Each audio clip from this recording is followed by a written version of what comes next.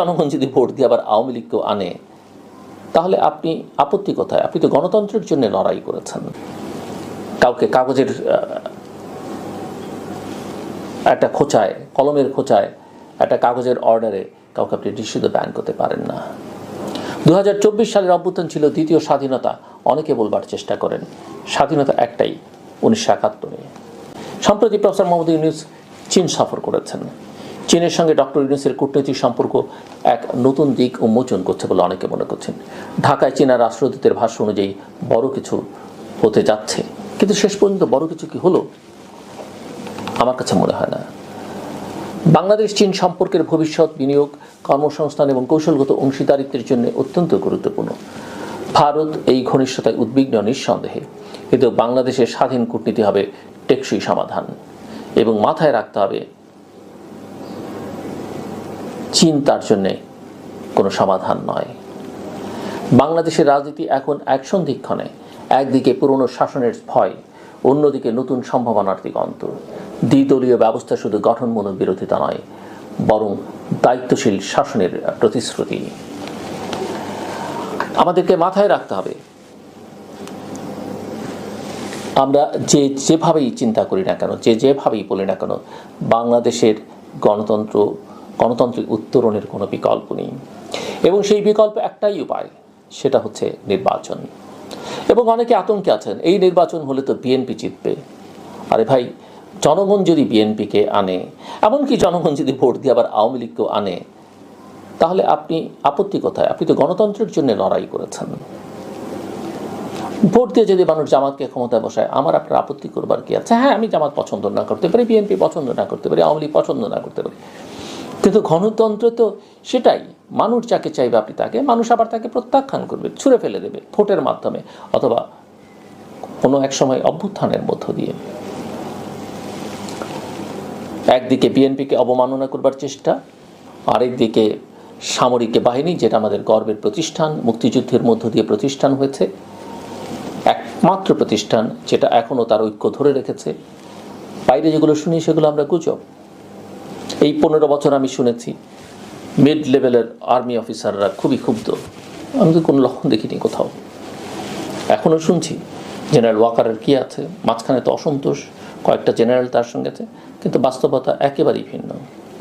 আমি দেখি বাংলাদেশ আর্মি, তাকে কেন্দ্র করে যে সাম্প্রতিক সমালোচনা, তারপরে আরও তাদের ইউনিটি অনেক সলিড, তারা আরও ইউনাইটেড। আমরা এই প্রতিষ্ঠানকে যেন কোনোভাবে ক্ষতিগ্রস্ত না করি। এবং আমি সেনাপ্রধানের সঙ্গে একমত, তার আকাঙ্ক্ষার সঙ্গে একমত। ইলেকশন ইনক্লুসিভ হতে হবে, ইলেকশন ডিসেম্বরের মধ্যে হতে হবে। কারণ সেনাবাহিনী দীর্ঘকাল বাইরে থাকতে চায় না। সেনাবাহিনী দীর্ঘকাল বাইরে থাকলে এই প্রতিষ্ঠানটি ক্ষতিগ্রস্ত হয়। তাদের কাজ একটা বিশেষ ধরনের কাজ। আর এই যে সংস্কার আমরা বলছি না, শুনছি না, বহু সংস্কার আছে এই সরকার করতে পারতো, ওতে ঐকমত্যেরও দরকার ছিল না, কোনো রাজনৈতিক দল তাতে আপত্তি করতো না। আপনি পুলিশকে এখনও সংস্কার করতে পারেননি, গড়ে তুলতে পারেননি। আপনি প্রশাসনের মধ্যে এখনও নানা রকমের অসন্তোষ। কি সংস্কার আপনি করবেন? আপনারা করবেন। এবং এসব কথা বললে না, অনেকেই বলেন যে ভাই, ও তো ভারতের দালাল, ও তো ভারত থেকে টাকা পেয়েছে, প্যাকেট পেয়েছে। এবং আপনি এখন তো নানাভাবে ট্যাগ, নানাভাবে চরিত্র হননের চেষ্টা আছে। আমি জানি না যারা এগুলো করেন তাদের রুচি, তাদের শিক্ষা দীক্ষা, তাদের পারিবারিক পরিচয় কি। আমি কাউকে ছোট করতে চাই না,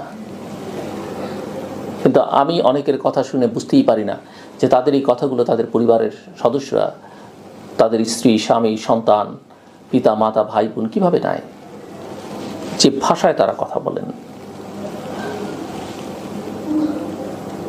আমাদের প্রত্যেকের মত আছে, আমরা প্রত্যেকে স্বাধীন। আমার মতের সঙ্গে আপনি একমত না হতে পারেন, আপনার মতের সঙ্গে আমি একমত না হতে পারি, কিন্তু গণতন্ত্রের কথা বললে আমি কেন আপনাকে শ্রদ্ধা করব না? আপনার মতকে কোনো শ্রদ্ধা করব না, আপনার মতের আমি বিরোধিতা করব, কিন্তু আমি কেন আপনার কথা বলবার অধিকার হরণ করব?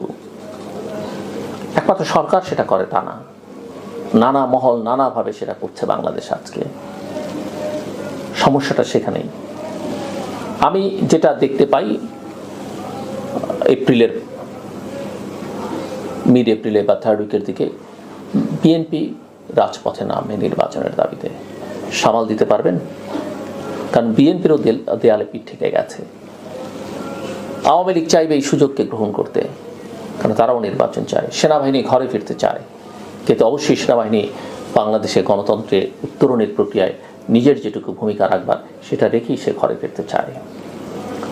আমরা অনেকে অনেক কৃতিত্ব দাবি করতে পারি। 2024-এ সেনাবাহিনী যে ভূমিকা নিয়েছে, গৌরবোজ্জ্বল ভূমিকা, ঐতিহাসিক ভূমিকা, সেটা না নিলে 24-এর যে ফলাফল আমরা 5 অগস্টে পেয়েছি সেটা পেতাম কিনা সন্দেহ। জেনারেল ওয়াকার এক ঐতিহাসিক ভূমিকা পালন করেছেন, যেমনটা 1990 সালে জেনারেল নুরুদ্দিন করেছিলেন। সেদিন 9 বছর অনেক আত্মদান, অনেক লড়াই হয়েছে, এরশাদকে হটানো যায়নি। সব দল মিলে, আওয়ামী লীগ, বিএনপি, জামাত সবাই মিলে করেছে, কিচ্ছু করা যায়। কিন্তু যেদিন জেনারেল নুরুদ্দিন জেনারেল এরশাদকে বলেছেন আমরা আর আপনার সঙ্গে থাকতে পারছি না, খেলা কিন্তু সেদিনই শেষ হয়ে গেছে। এবং সেনাবাহিনীকে আন্ডারমাইন করবার কিছু নেই। এবং এই যে ভারতের ট্যাগ লাগানো হয় বা সেনাপ্রধানকে কেন্দ্র করে যেসব কথাবার্তা বলা হচ্ছে, এগুলো একদম একদম ঠিক নয়। যারা ধর্মের নামে কথা বলছেন, আমি নিশ্চিত তাদের চাইতে ধর্মকর্মের ব্যাপারে আমাদের সেনা সদস্যদের একটা বড় অংশ এবং সেনাপ্রধান নিজে অত্যন্ত ভেরি পায়াস ম্যান। এবং আমি নানা মহলে, নানা সোর্সে এটা খোঁজখবর নিয়ে দেখেছি, এবং অত্যন্ত প্রফেশনাল। সো আমি মনে করি গণতন্ত্রের উত্তর নিয়ে একমাত্র পথ। সময় আপনারা যারা দায়িত্বে আছেন পেতেন আরও 2 বছর 3 বছর, সব রাজনৈতিক দল আপনাদের দিত, কিন্তু আপনারা আসলে কিছু করতে পারছেন না। কাজেই রাজনৈতিক দলগুলোর সামনে অপশান নেই। এবং তখন বড় দল বিএনপি দেখেছে যে আপনারা তাকে প্রতিপক্ষ বানিয়ে ফেলছেন। এই কথা বললে অনেকে আবার আমাকে বিএনপি বলেন। আমি বিএনপির সময় কম বেশি সাফার করেছি, আওয়ামী লীগের সময় তো করেছি, আপনাদের সময় করছি। এবং আমি বহুবার বলেছি আমি রাজনীতি করি না, আমি রাজনীতি করব না, আমার কোনো ধান্দা নেই, কোনো ব্যবসা নেই, আমি তদবির বাণিজ্য করি না। কাজে আমাকে এগুলো বলে টলে লাভ নেই।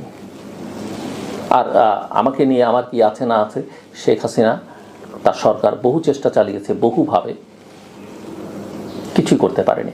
এখন আপনি যদি আমার বিরুদ্ধে মিথ্যে অপবাদ দিতে চান, আমি এগুলো প্রতিবাদও করি না, করবার প্রয়োজনে মনে করি না। আমার রুচি আমি মনে করি অতটা খারাপ নয়। আর আমি এই সবকে গুরুত্ব দিয়ে আমার অনেক কিছু করবার আছে, সময় নষ্ট করতে চাই না।